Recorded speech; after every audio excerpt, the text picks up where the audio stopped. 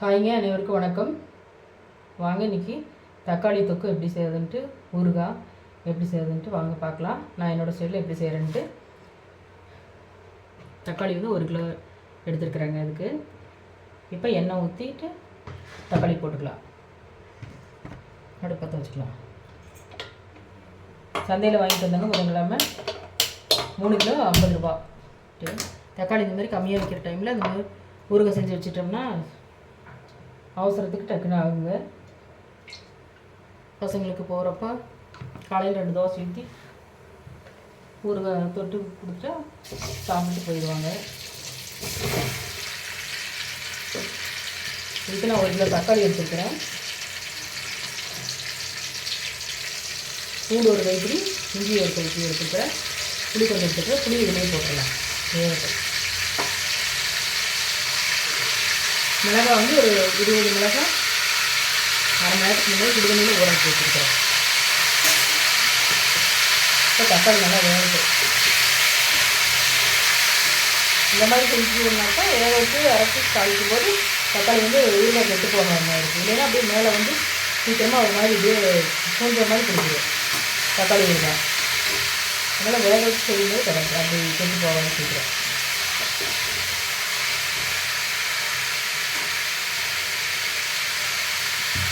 நல்லா இருக்கும்.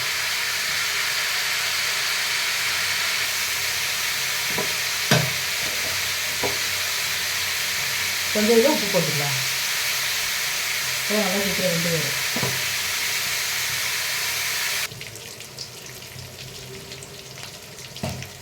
இப்போ தக்காளி நல்லா வெந்துருச்சு. இதை ஆற வச்சுக்கலாங்க. இப்போ ஆற வச்சுட்டு அப்புறம் அரைச்சிக்கலாம். தாளிக்கும் போது காட்டுறேன்.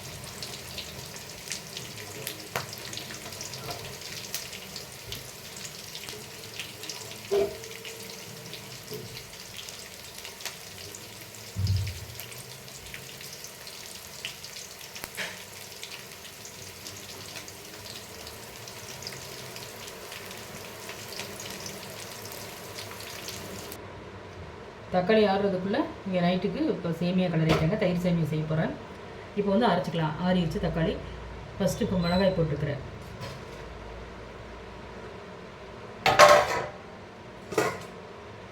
இஞ்சி பூண்டு மிளகாய் சேர்த்து ஃபஸ்ட்டு அரைச்சிக்கிறேன். அப்புறமா தக்காளி போட்டுக்கலாம். இதெல்லாம் முதல்ல நல்லா அரைச்சிக்கலாம்.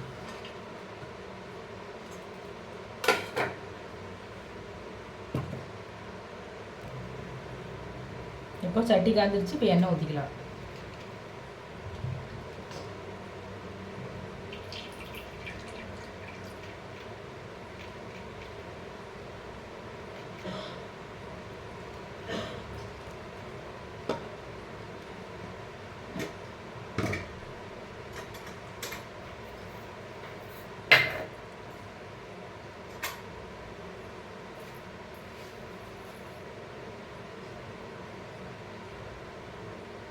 இப்போ கடுகு போட்டுக்கலாம்.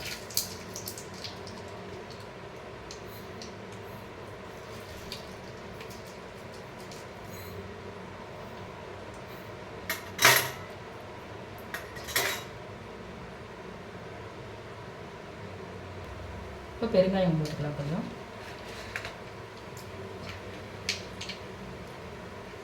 கடுகு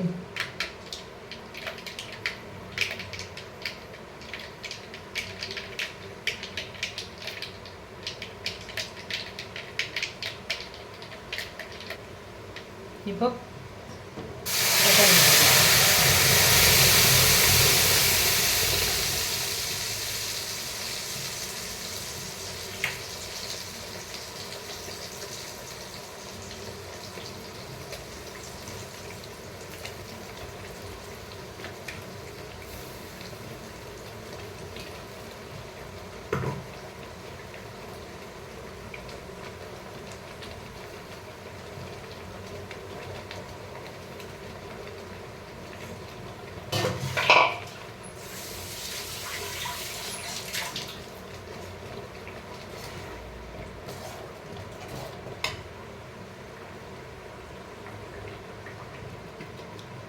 தக்காளி வந்து இப்படி தெரிக்கும். அதனால் மூடி போட்டு வச்சிடலாம்.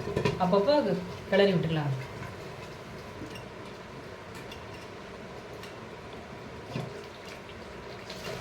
தெரிக்கும். ஆனால் கவனமாக அப்படி இப்படி விடணும். சுப்பா இப்படி கையில் ஏன்னா இல்லைன்னா அடியில் பிடிச்சிருவோம் அப்படியே.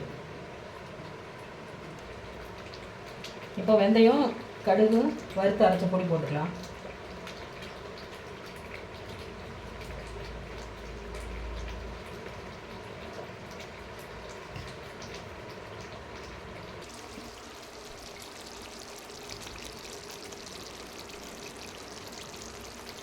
இப்போ சூப்பராக தடதடன்னு தக்காளி ஊறுகாய் ரெடி ஆகிடுச்சு.